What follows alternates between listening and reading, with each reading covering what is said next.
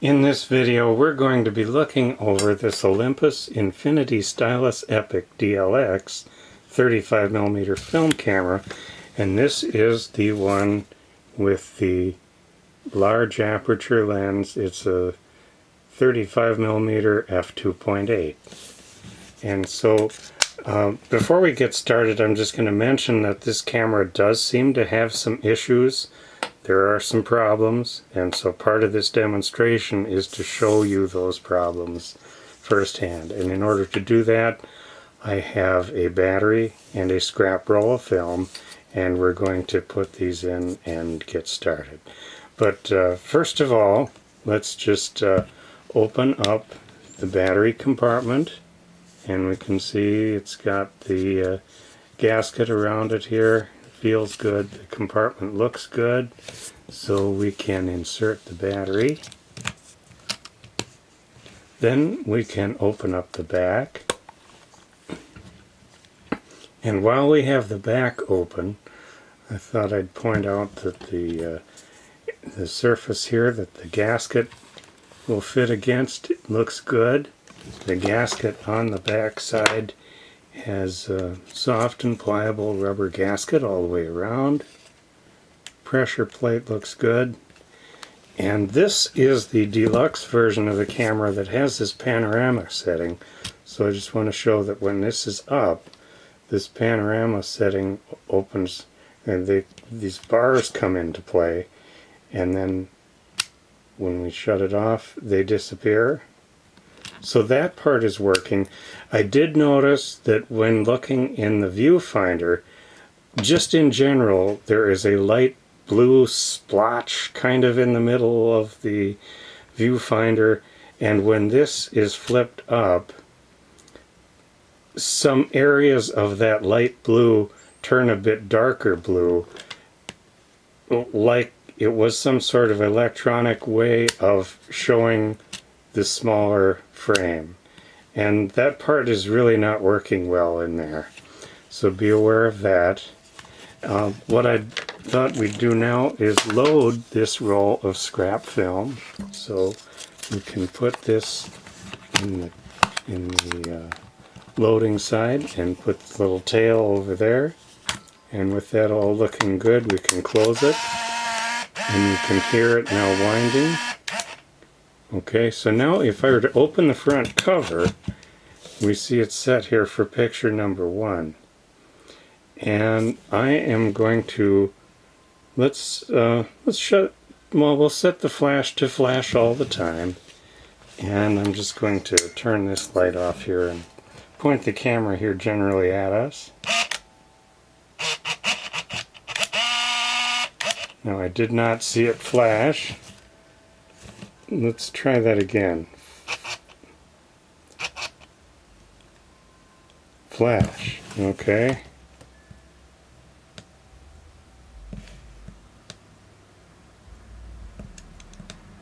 Now it's not working at all.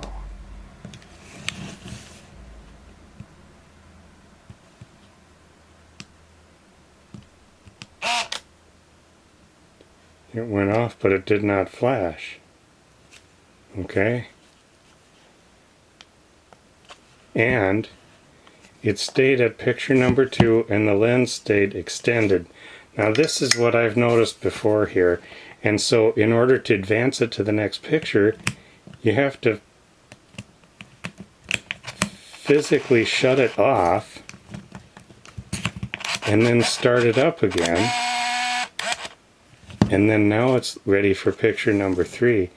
Let's try that with this red eye reduction, see if it'll do that.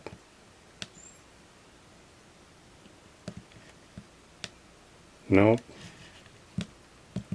So it seems like there's a problem with, well, there it is. There it went.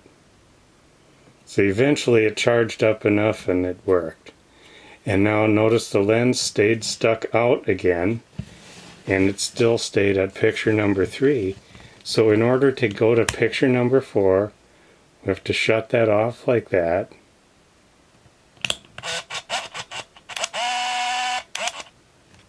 And now it's at picture number 4.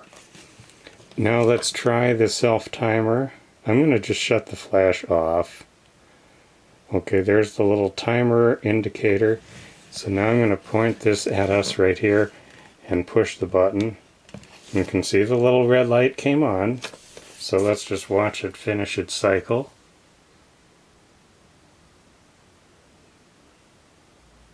There it's blinking. Lens popped out. I saw the shutter actuate, but the lens did not move back in and it did not advance the film. So let's look on the back here. Still picture number 4. So we have to shut it off and shut it back, turn it back on. Still picture number 4.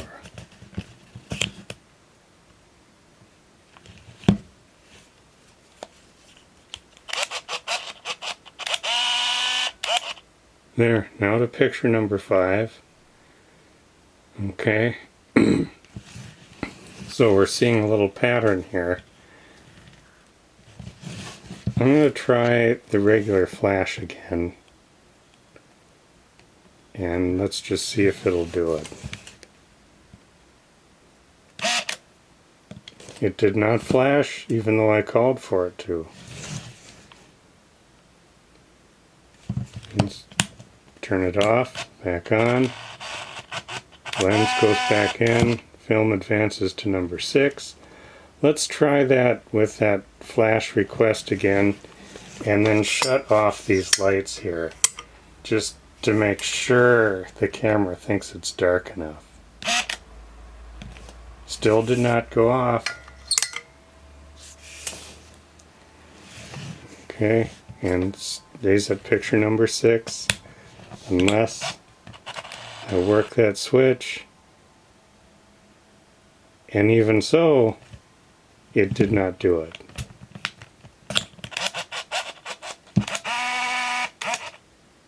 I worked it again, and it did. While we're at it here, let's look at these quartz date buttons here. We see it's at all dashes here. So let's hit the mode. Comes up with 96 and 19. I don't know why I picked that. But now let's hold this in. The 96 is flashing. 97. There we're up to 17, 18, 19, 20, 21, 22, 23, 24, 25, 26, 27, 28, 29, 30, and back to 96. So we know that the camera has a calendar that works up through the year 2030, which is still good for a few years yet. Okay, what I'm going to do is pop off the rest of the pictures, however many more are on this roll. It's not very many. And of course there's number 7. I have to shut it off and back on. And now it's at number 8, and we'll do that one. And now we'll have to shut it back off and turn it back on. And now it shows picture number 9. Took that picture, but now have to shut it back off, turn it back on, and there it wound to as far as it could. So now it recognizes the end of the roll, winding backwards. 5, 4, 3, and when it gets to 1, it'll keep going and to make sure that it's wound the film all the way back. I heard it break free of the take-up.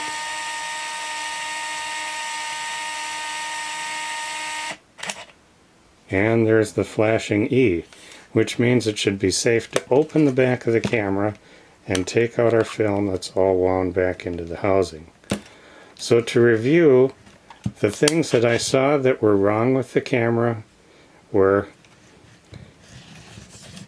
it would only take one picture and then I'd have to shut it off and on again in order to get it to advance to the next picture and to reset the lens.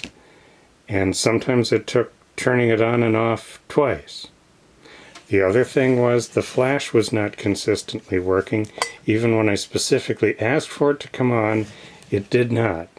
We did see that the flash did function once, but it was after I held it down for a while and was waiting for it to rejuvenate with the red eye reduction. The other thing is, in the viewfinder, when the panorama thing is actuated, all I see are some slightly darker blue areas that are kind of in line with where these lines would be, but not all the way across. And there's this general kind of light blue splotch in the middle, and it only seems like it makes whatever overlaps that area a little bit darker blue. So the viewfinder is somewhat messed up, and the flash doesn't always work, and the camera seems to need to be reset between each frame. So now I'm going to pull out the battery, and we can note cosmetically the camera is in quite nice condition. A few little marks here and there, but surprisingly nice for one of these. A lot of these were just shoved in and out of pockets. And this is the deluxe version with the panorama feature and the quartz date and all that.